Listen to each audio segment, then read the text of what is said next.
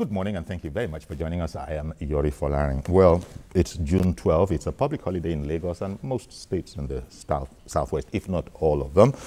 It's a day we commemorate the annulment of the election that was widely believed to have been won by MKO Abiola. And that was the beginning of a tailspin that has had its ups and downs, and here we are today. We still have democracy, but the question needs to be asked, so what exactly has changed? When I was reading the papers this morning, Asiwaju Bola Ahmed Tinubu had said somewhere that June 12 is actually the mother of May 29, which is celebrated as Democracy Day. Let me introduce my guests. Alhaji Razak Olokoba, Public Affairs Analyst and Secretary General, Coalition of Odua Self-Determination Groups. Thank you very much for coming on, Razak. Happy the June 12 Day. Well, okay, you were going to see Democracy Day. Well, I've just told you about the cousins and the brothers. Thank you very much. Glad to have you. And Ikechukwu Ikeji, a legal practitioner and an activist. Thank you very much as well for coming on the program. Thank you so much, Yori, for having me. Most obliged. Indeed, our pleasure. And Alhaji Umar Adam, Secretary General, Arewa United Forum. Thank you very much for coming on, Alhaji. Thank you very much, Uncle Yori, for having me. Let us start, sir, from that question. Some would say it's rhetorical, some would say it's actual. Has anything changed since June 12? We celebrate it every year. You also heard the opinion of Asiwaju Bola Ahmed Tinubu that actually it's the mother of Democracy Day that is widely celebrated. Give me your perspective. What has changed? We keep it in mind. We're never letting it out of our mind. It's almost like never again. But in your opinion, what has changed? Well, thank you very much. In my opinion, June 12, it's an incident that will never go down well in the minds of Nigerians, because we have really, experienced something in this country that has never happened. It's an election that was won, convincingly by a blessed memory MKO Abiola and his running mate. This is an election that the whole country voted for Abiola. And unfortunately, that mandate was retrieved, was not given to him. And one of the highlights of that particular mandate that people often quote is that Abiola ran with, Abiola a Muslim, ran with a Muslim. With a Muslim, yeah. And all of Nigeria was okay with that. With that, exactly. And he won, and it was annulled by General Ibrahim Badamasi Babangida, military president, as he called himself at the time. Yeah, that is the key word. Annulment of that election. It's something that the whole people of this country were not happy with. That would have been the benchmark of being propelling this country to the zenith, because the election portends good progress of Nigeria, and as well as even the people of this country will have, gotten that basis of being togetherness, and also have a lot to have, a lot at stake, to have, feel that yes, this is a nation that we all belongs to. Indeed. And also that we can be proud of. And Abiola himself, throughout his campaign, train, he has promised and assured Nigerians that he's not going to be tribalistic, he's not going to be religious, but he's going to be the president for all Nigerians. And then it was that whole train was brought to a screeching halt by IBB, Ibrahim Badamasi Babangida. Ikechukwu, the will of the Nigerian people through the election and the electorate was thwarted when IBB just put his boot down. Has anything changed in terms of the will of the people prevailing between then and now? No, absolutely not. Absolutely not. I make bold to say that our elections are today anything but free and fair. Of course, you would want to say that the situations may be different in the sense that at that time the elections were allowed to get to a particular, and there was no problem with the election. With the elections at all, but at the end of it, I mean, just annulled it. But today, the process of the election has gone back to reinvent exactly what IBB did. In other words, while it was IBB as the head of state then that annulled or that stopped the will of the people, today the political class is stopping the will of the people. So the problem still persists. Today, most of our representatives, both in the executive and the legislative arms, hardly represent the real will of the people, because as soon as they get into government, go down to the grassroots, you will start hearing the grassroots people insulting the same people that apparently were voted for. So it goes to show you that we are still having problems in allowing the will of the people manifest, crystallize into reality. I think June 12th is a signpost for a lot of things. It's a signpost for free and fair election. It's a signpost for love and unity of humanity. And when I speak about humanity, I'm using Nigeria as an analogy. I would not want to restrict myself to the Nigerian geographical space. I want to spread my opinion across the human sphere to say that it shows a situation where, irrespective of where you come from, irrespective of the religion you profess, irrespective indeed of the kind of tribe that you emanate from, that it is possible for you to be a universal citizen. It is possible for you to be universally accepted, because there is one common thread that runs through every human being, and in fact, both animals, every living thing, and that is love and justice. If you treat animals or a plant with love and justice, they will bloom. That is the same way you will treat human beings with love and justice, and they will bloom. And so, in that June 12th era, 1993, we saw a situation where the spirit, the personality of Abiola, and perhaps that of King Gibe, permeated the entire system of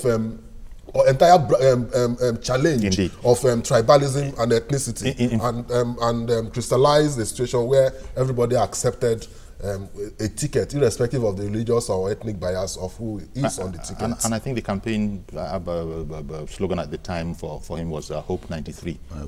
Right? That was it. That was it. That was what it was at the time. So that hope was dashed.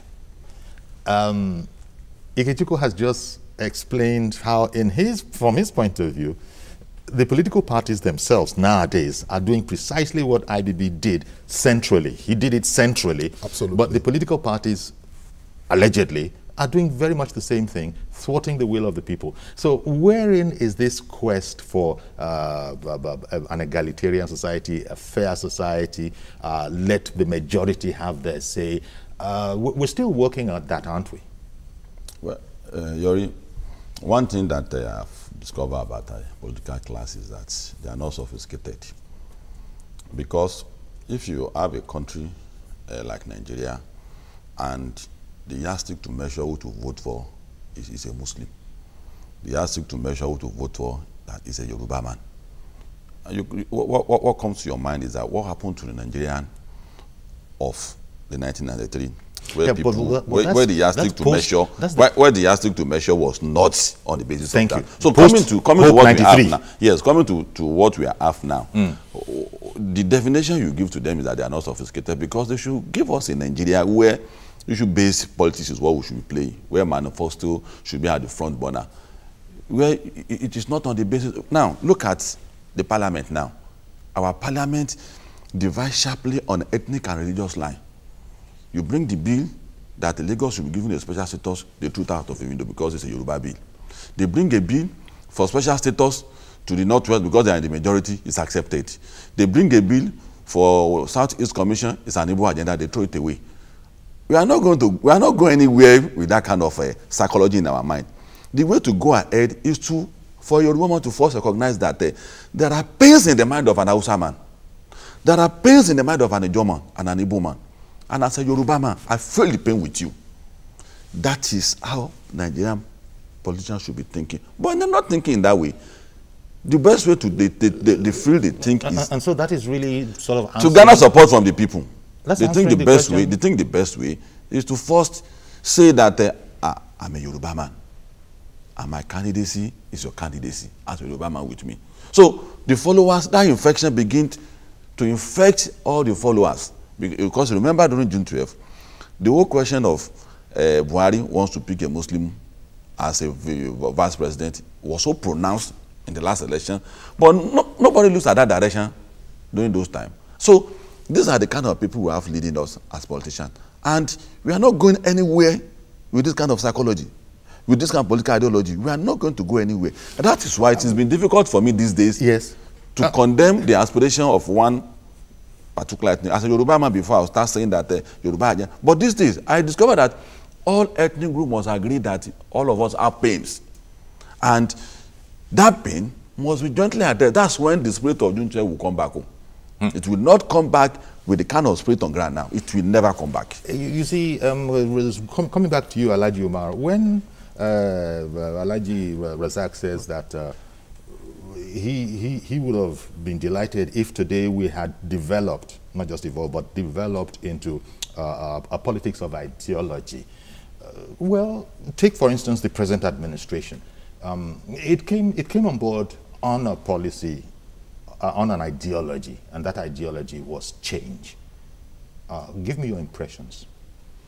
Yeah, thank you, Mr. Yori. I agree totally with what Alhaji Razak has said.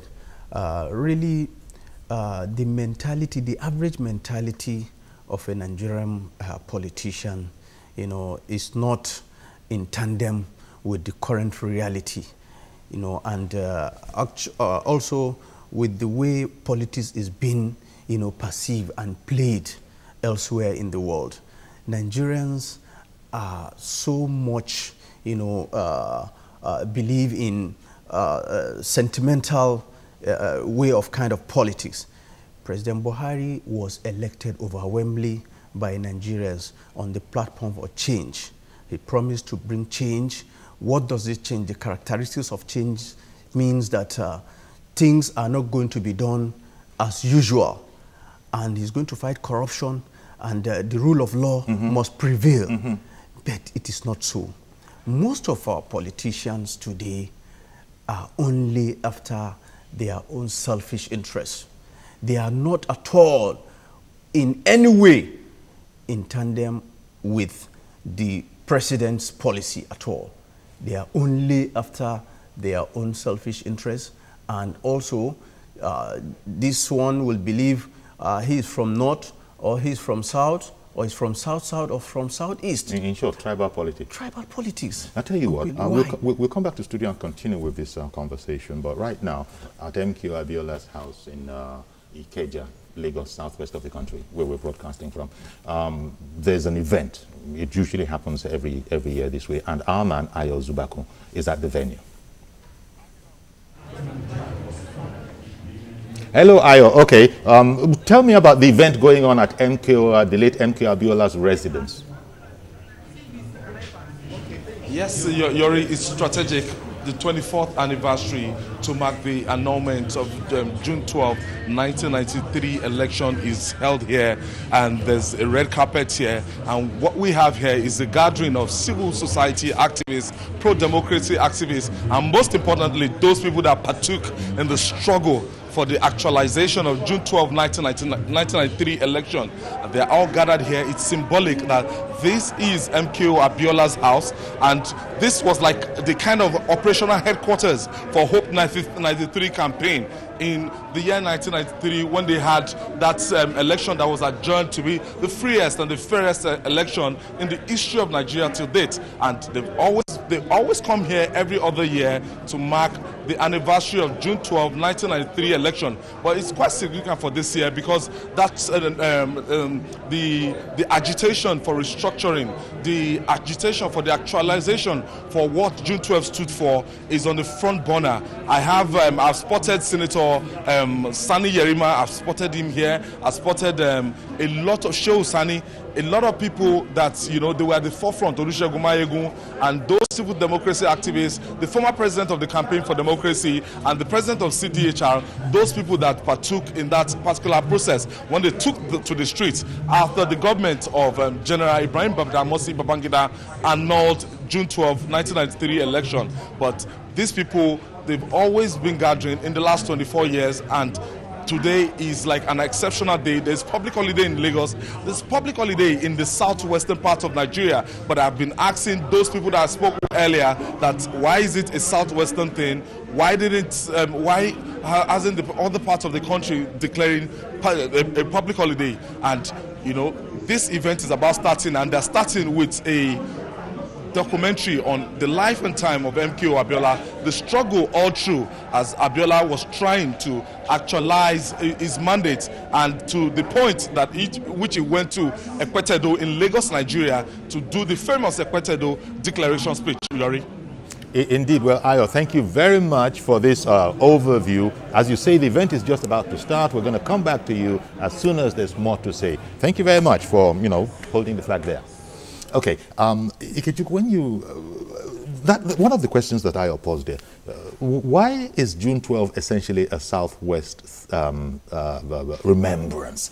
I cast my mind back and remember that in the time of President Obasanjo, he was not exactly a fan of June 12, Absolutely. If you remember. In fact, he did all he could to keep it down Absolutely. There. And so what do you think? Take a stab at the question, why June 12 is not pan-Nigeria? Simply politics. And I agree with my colleagues here. Both of them have simply laid it on the doorsteps of politics and politicians. Politics is about selfish interest, and that's what we are seeing. Well, that's not what politics is about by definition, but you're saying... Nigeria, yes. Oh, okay. In Nigeria, okay. Yes. It has become that of selfish interest. Yes.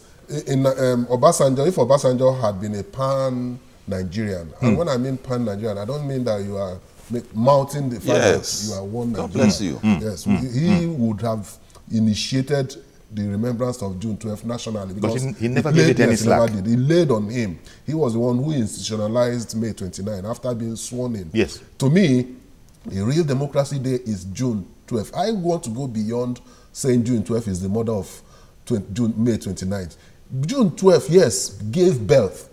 It is a dual parentage, both father and mother, of May 29. June 12 is the real democracy day. Abiola's picture should be hung on the walls of Aso Rock, where former leaders' pictures are hung. He should be given a posthumous swearing-in ceremony, and be given a posthumous remembrance as a former president of Nigeria. Indeed. That is what politicians have failed to do. They know that doing that will create so many ambivalent situations, so many distortions in their calculations that it may disturb their interest. And that is why it has remained a Southwest thing. It should be a national thing, because without June 12, without Abiola's condition, we may still have been under military rule today, or our history may have gone a different way. But today, everybody is enjoying democracy as a result of what happened on the day. So Razak, do you think, therefore, that President Obasanjo in his time was afraid of June 12 because it was a movement, it was an idea, it was about fairness, reality, truth, transparency, and it looked like they did their best to cover that up, and then we now have the shenanigans. I don't know how to describe the lifestyle of President Obama, because I get confused. Because if you don't live for something, people will not remember you for anything. Buhari is first a Fulani man, and that's what Obasanjo did not want to admit. Tinubu is first a Yoruba man, and it goes on and on and on like that. He's the only person that wants to be defined as an African man. He doesn't want to define as a Yoruba man, and that's an error in his politics. And that is his nemesis up to tomorrow. You're talking about who? Obasanjo now. Okay, he doesn't want to be defined as any particular identity in the country. He's a nationalist. He's a nationalist. You can't be a nationalist. You have to start from somewhere. You must first start defending from your locality. Someone will then recognize you that if you give you a bigger task. Buhari, before he became the president, I had issues with him. But when he emerged, and I saw the direction he was going towards, I forgot the days he used to come to Ibadan to come and fight for Fulani people. I forgot all those things. And I knew that if this man can be defending the Fulani like this, if it comes to turn to defend Nigeria, he will sacrifice anything. And that's how people are defined, though. And that's the mistake Obasanjo is making on all his political careers. He juggled things up.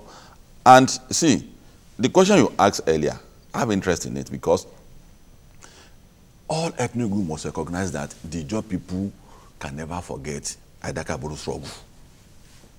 Any day is discussed in the gathering of Nigeria. We must not shut them down. So also, the Igbo people, the Civil War, is an indelible mark in the history of Nigeria that we must understand their pain. We have to forget what led to what, who started what. The Igbo generations to come will continue to remember, and they will still continue to hold some people responsible. The thing is to assuage their pains. Then, when it comes to the coincidence between May 29 and the day the caliphate in the north succeeded in ensuring that the caliphate empire is established in the north, we have to celebrate it with them. Even if it's a coincidence with May 29 in our land. We have to celebrate it with them. We have to admit that. Then June 12th, why is it that certain part of the country, and the politicians are responsible for this division? In the mind of ordinary Nigerians, I have gone to Port Harcourt to celebrate Asaka Abuode on several occasions. I have read the history of Osman Danfodio, wonderful guy. I have read prominent Igbo history, I love Igbo. And in Yoruba land too, I now find it difficult why some people will not love the peculiarity of Yoruba people too. So all these divisions are created by politicians. And that's why we must begin to distance away for ourselves from the politics of the present politician. We must begin to define ourselves of division. Yeah, we must begin to define ourselves as a people.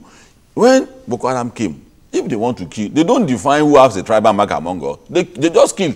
Yeah. When kidnappers want to kidnap, so security has there's no tribal mark in poverty. There's no tribal mark in bad governance. So when solution should come also, there should be no tribal mark. And that is why I conclude that there is no guarantee of prosperity for Nigeria. It's not a cause. What God has not done for man and Christ, He can't do it for us. If we continue this type of politics, we are not going anywhere. We have to make up our mind to distance ourselves away from the pattern of politics. You go to all over the world, you see the sophistication. You see the sophistication of their politics. Then you come back to Nigeria. Yeah. And I wonder. In fact, I also wonder, this sophistication that you're talking about. 7 people into a parliament, 7 Nigerians to the parliament of UK. Yes, indeed. I can catch this. I don't know anything from that. But isn't it going to come, Alhaji Umar, from the sophistication of the people? And by the way, let me leave that for a moment. When he spoke about we should be eschewing a policy of politics of division and all of that. In the run-up to today, June 12, there's this unfortunate statement from the North, credited allegedly to the northern northern youth. People have said that, look, there's no smoke without fire. The youth maybe didn't just come out with this. There must be some people behind the youth. Why do you think we're having that kind of a scenario today, where that kind of utterance will go out? Yes, it has been condemned immediately by just about all and everybody. But there's still some confusions. Take Shettima, our friend. I'm sure he's your friend too. Yerima Shettima. Yeah. We've not been able to get hold of him since then. But to the serious aspect of it, why would that kind of a statement come out that people of Igbo extraction, for example, should vacate the north, the Kaduna, before a certain date, or else? As I said, it's been slapped down by everybody, but that it came out at all. Give me your impressions. Yeah, actually, it's unfortunate. As an Hausa Fulani man, I have a culture. I expected the Arewa youths to have consulted the elders. Yes, agreed. There are issues cut across the whole nations.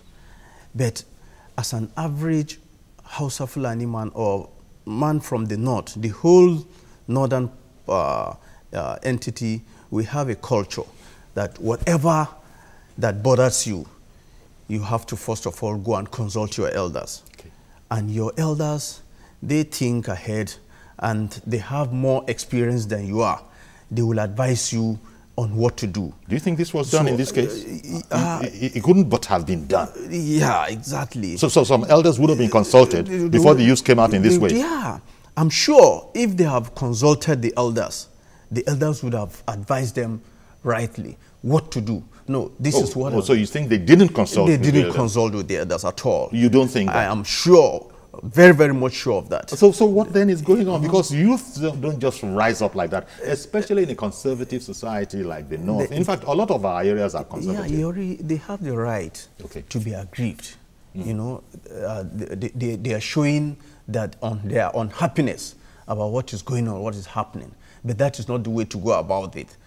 You know, like I said, they have consulted widely. Yes. I'm sure, you know, this. I'm going to leave that area for now about what is going on, because I don't know what is going on. Is what is going on in the North any different from what is going on in the South, Southeast, Southwest, Middle Belt, all over? Is it different? That perhaps is the question, Ikechukwu. Well, they are coming out in different ways. Because everybody can say he's marginalized. Every single person in this country. But there are certain instances of marginalization that you cannot argue with. For example, 5 states is what you find in the Southeast. You can't deny that. For example, they have the least amount of members of the House of Reps. They have the least amount of members of the Senate. They have the least amount of members of the Federal Executive Council. They have the least amount of local government areas. So there by design? Are you saying that this is by design? No. Let's not go the direction of whether by design or not. It's all politics. How it played itself out is not what we should discuss, but we should accept the reality on ground. That when you say everybody is crying, can make a case for being marginalized. You can always single out a particular area and say, indeed, this area is actually clearly, apparently, ostensibly, without equivocation, without ambiguity, marginalized. You see, well, that's tough, because you're really keeping it in a very, very watertight compartment. But without equivocation. Yes, without equivocation. I've laid the statistics on the table. They are unarguable, but I can go outside of it to say that indeed all these expressions are somewhat as a result of, like he has rightly pointed out, that they have reasons. The Arewa youths may have reasons to say or do what they have been saying. The Oduduwa also have reasons to say and do what they have been doing. The same thing the Igbos. But it should be put in the context. And what is this context, Mr. Yori? The context is simply that there is a realization that there is a problem of structure in Nigeria. We must accept that. Anybody, whether government or person or human being or elder, who is insisting that Nigeria is okay the way it is an enemy of the people. It's an enemy of humanity. Now this restructuring, Razak, it's a question that we go to from time. We just keep on returning to it. First of all, our federal structure is non-existent. It's there only in name. We refer to the Federal Republic of Nigeria. There is no fiscal federalism, etc., etc., etc. But those in power, those in authority, don't always like this whole question about whether to restructure or not. In fact, they do their best to push it off. President Jonathan, in his time, put together that now some people refer to as bogus conference to just keep everybody quiet while, the time passes. Well, there are two things to what is happening to people who are opposed to restructuring. One might be ignorance. There are a set of people who don't understand what restructuring means. They think it's an agenda of the Southerners. Whereas it's a medication. If someone is dying, medication is not a debate. Whether you should be giving medicine, it's not a debate. The kind of medicine can be a debate, whether injection or tablet.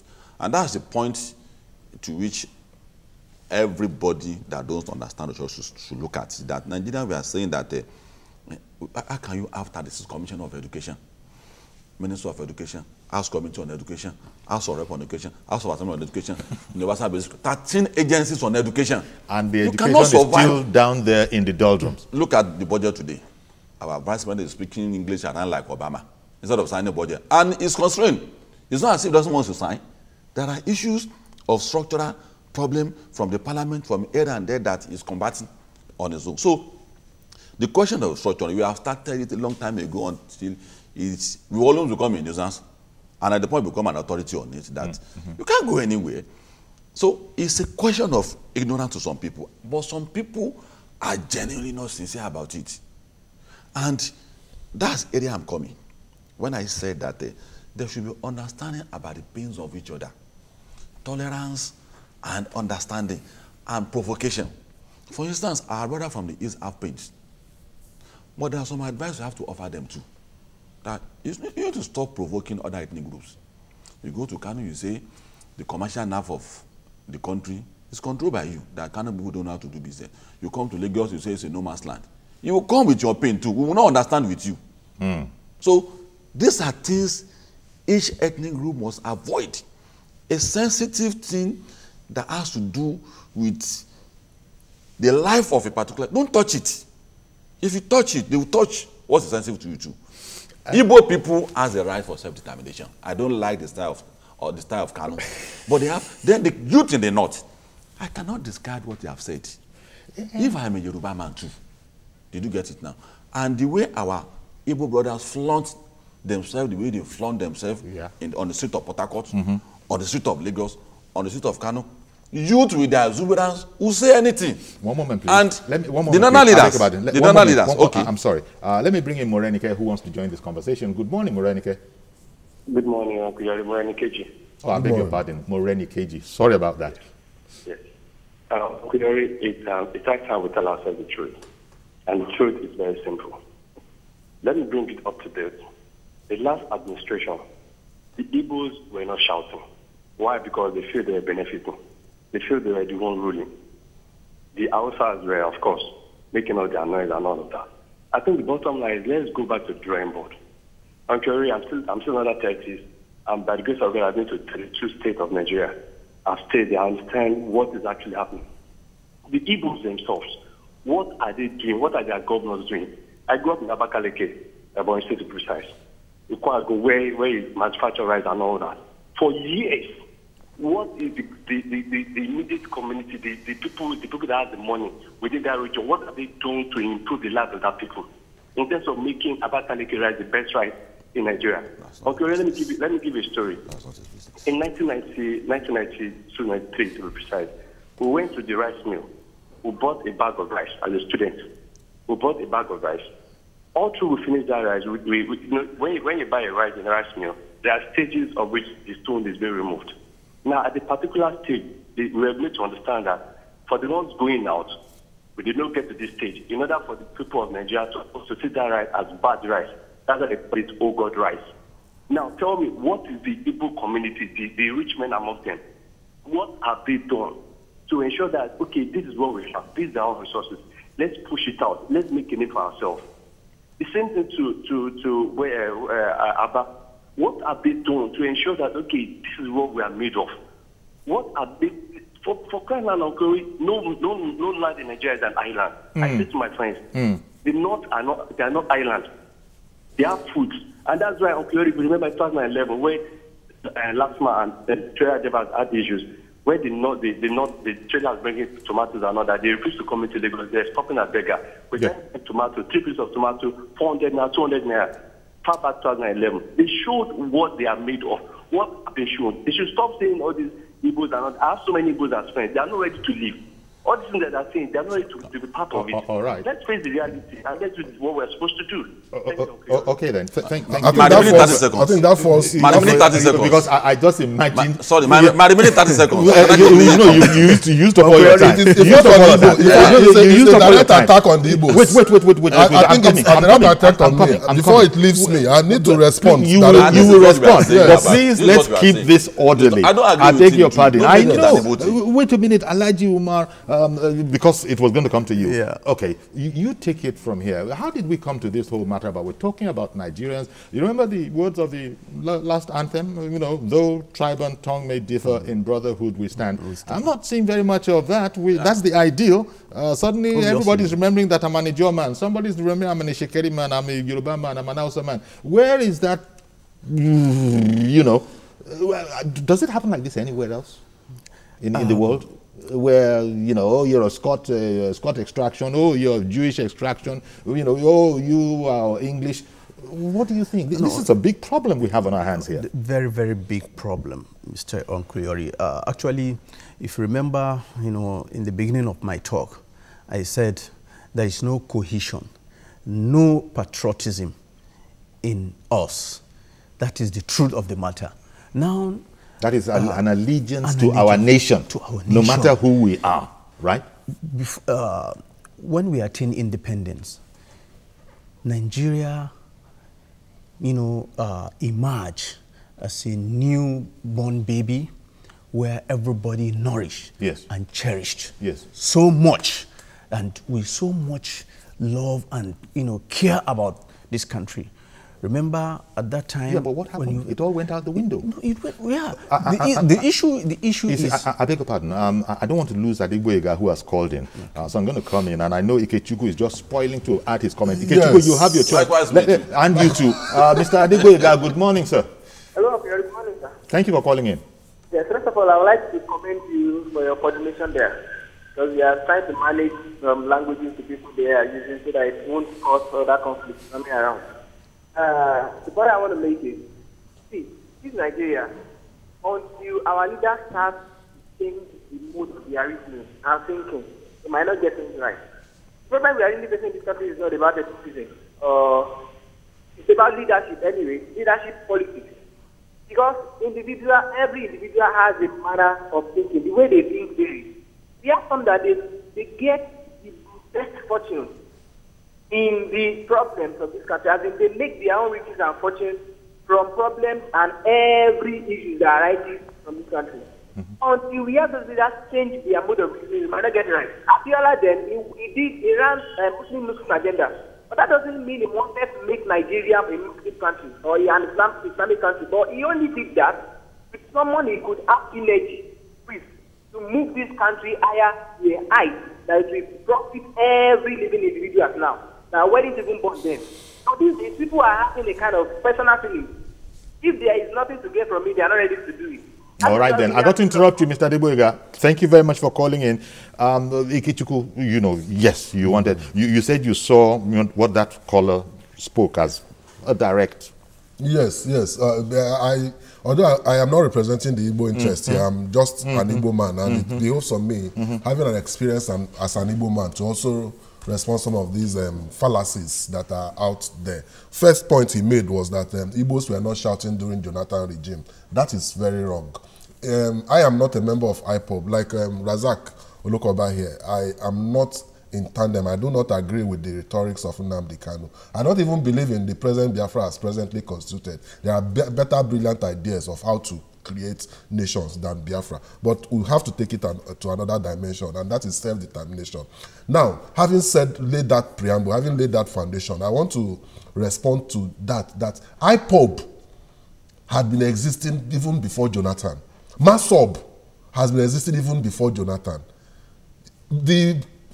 Ohaneze, all of these agitation groups have been existing. MASOB has been even arrested under Jonathan. They were stripped naked. Hundreds of them arrested during Jonathan. They were making this same noise. Perhaps it became a lot noisier.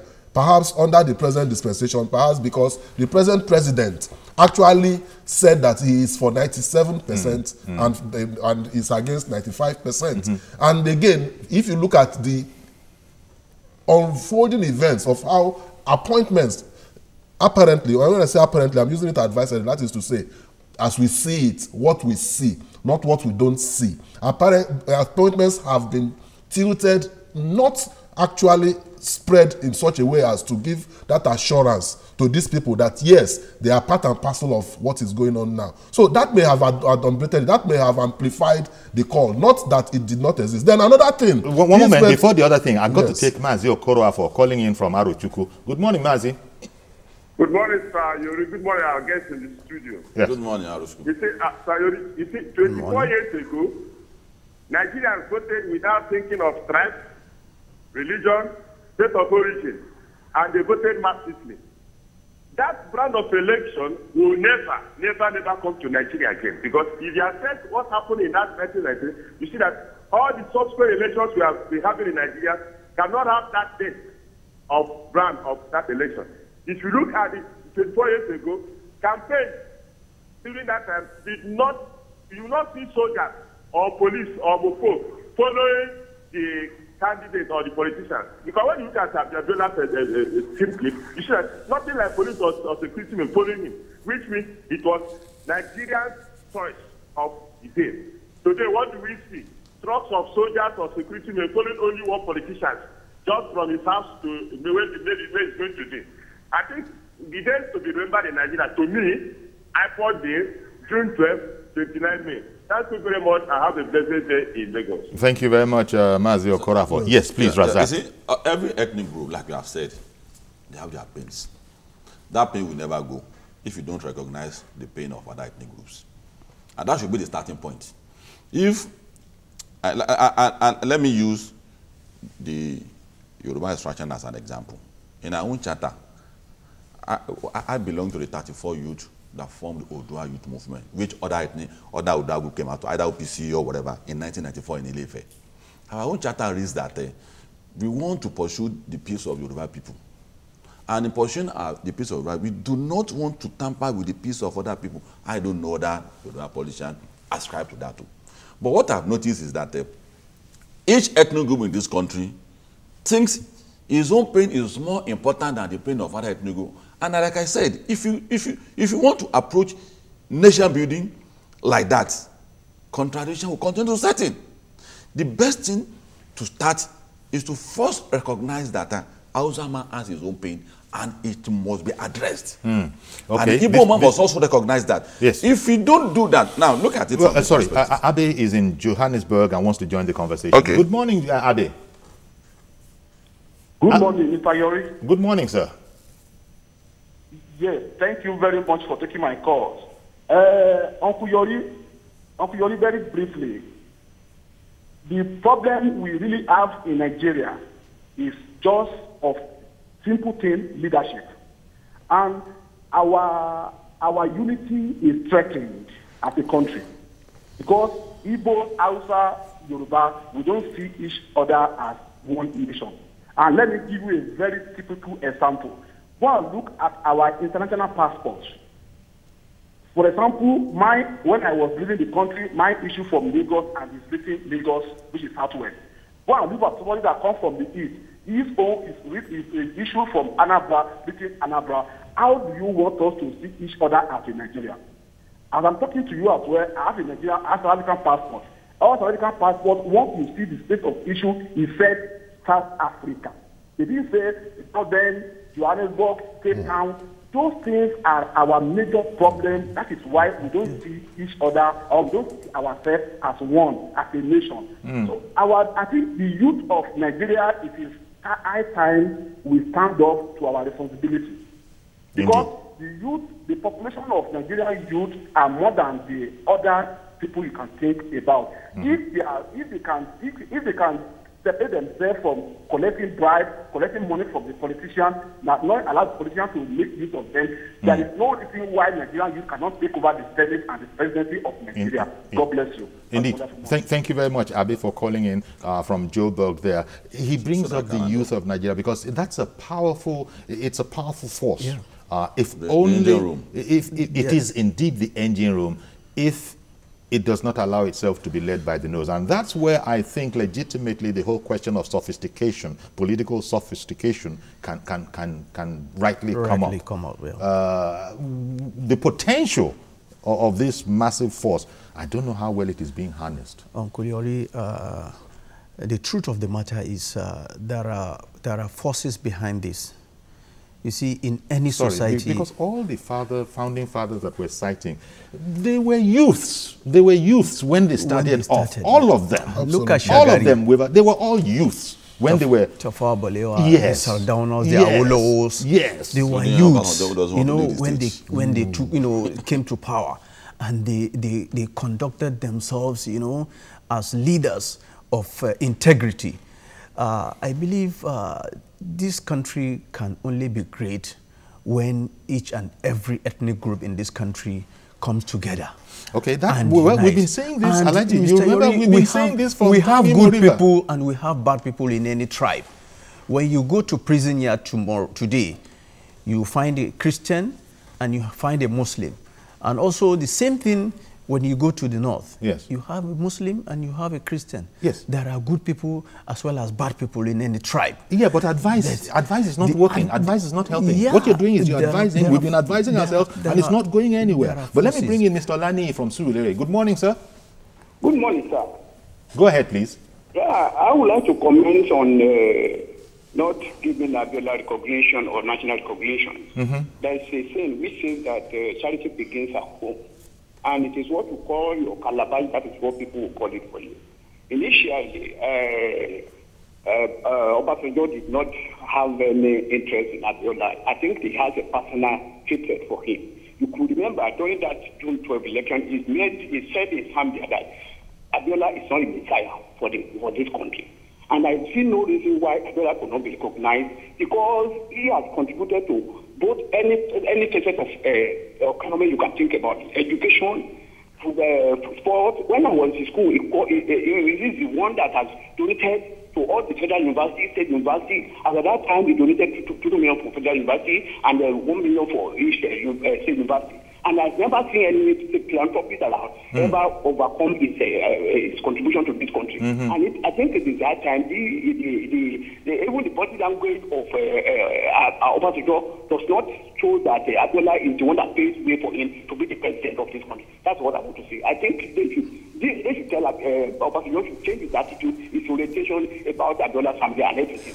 Thank you very much. Thank you very much, Mr. Lani. It goes back again to the whole question of unity, of our being united, and what, not just MKO, but the whole Hope 93 train, what it stood for, what Nigeria would have become if we had latched onto that. Unfortunately, it's become opaque now. That was transparent, it was free, it was fair. Now we have anything but those things, and we're just continuing in faith. And that perhaps is the worry, and why June 12 has to continue to be celebrated, so that we can continue to say to our children what it stood for. Absolutely. And what we are missing now. Absolutely. We need, there's a space, there's a vacuum now for Abiola kind of person in Nigeria today. A person who will be a rallying point for the message of hope for Nigeria of tomorrow. You see, that period, let us contextualize that period.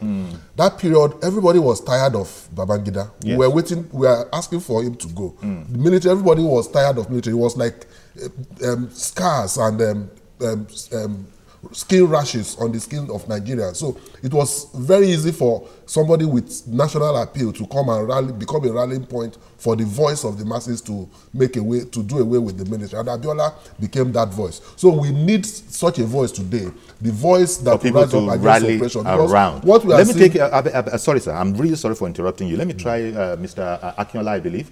Is it Mr. Akinola who is waiting? Hello? Oh, Sulaiman. Mr. Sulaiman, you're our last caller. Good morning, sir. Yeah. Good morning, sir, Uncle Yori. Thank you for calling. And the gentlemen, good morning, and good morning, Nigeria. Good morning. Good morning. Good morning. I thank God I have a brother there sitting who has voiced out the truth. I'm from the north, and I believe what is coming out from our youth from the north is not right. It's not even the right time to voice out such protests. They have not consulted the elders. I should shoulder this blame to our chairman, local government chairman, royal fathers, ward heads, the elders, the parents handle issues of youth. It's not the security at all. Security has less to do over this issue because of its complexity. You see, if they are coming out to protest, these are NGOs.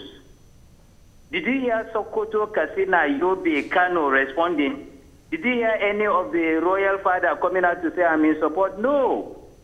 We need to live under one nation, one Nigeria. But people have said they didn't condemn also.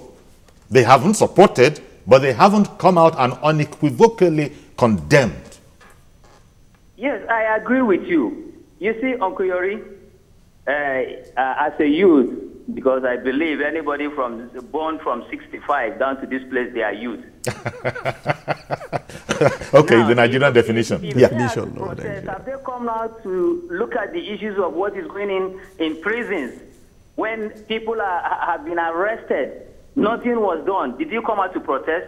When IDP, they don't have food. Did you come out to protest? 200 of them when the Boko Haram are fighting here, herdsmen, did you come out to negotiate? Did you come out to call a conference? Hey, let's go. When food at this holy period, not only holy period, but all other festivals, at that moment, everything will go up. Did you come out to go to the market and close the market that everything must come down for Nigeria? And you are trying to bring lack of peace in Nigeria. I believe anybody that rise to divide Nigeria, very soon you go to his grave. Thank you so much. Thank you very, very much. Razak, I'm very happy the way this thing, you're the last person here, and it has come to you naturally. So if we wait for our turn, this is how democracy and our society will work itself out. Yes. You see? It's not beyond redemption. Okay. The people to talk to are politicians. We have that singular hope that has presented itself on our table again, on the person of Buhari. Forget sentiment. Forget wherever you come from. Forget the fact that you have made some change in the present arrangement. Let's look at how to forge ahead. The first thing APC government should do is to try as much as possible to ensure that they start a process of restructuring Nigeria. If they leave without doing that kind of thing, the agitation from the Igbo, from north, from south, will be continue as a recurring decimal. And it will be an opportunity and the missed. rest of the world look at us and what's wrong with Nigerians? They are not behaving like people who knows what they are that they are doing. So this is a single opportunity. They have to encourage Nigerians from all walks of life. I cannot be plotted against Buhari. Okay. I know that one for sure. And the best thing to do is to rally around him. If the aspiration of the Igbo people can be assuaged by telling them that we understand your pain. If you want to leave Nigeria, it's not the best thing for you. So also, you go around and tell people the hope, that was how what is called American nationalism came to be. George Washington after the Civil War. And close the door. Nobody's going out of this place. The black, the pink, everybody. The black say, I don't want to be called chimpanzee again. Yeah. The white. We're going to have to leave it so there. Nigeria Razak, we really have to leave it patriotism will come out of it. Thank you. Even though we're talking about democracy, the time is the dictator. But thank you very much, Razak. Razak Olokwoba, public affairs analyst. Thank you very, very much. It's a pleasure being with you. Ikechukwu Ikeji, Most obliged. lawyer and Thank activist. you so much. And Alhaji Umar Adam, Secretary General, Arewa United My Forum. pleasure. Thank you very, very much. And as we say, we greet for everything nowadays. Happy June 12th. June 12th. Happy Democracy. Happy Well, Democracy Day. That one is coming. So that's our program. I'm Yori Folari. We'll take some bites, I understand, from the MK Abiola residents. Bye-bye for now.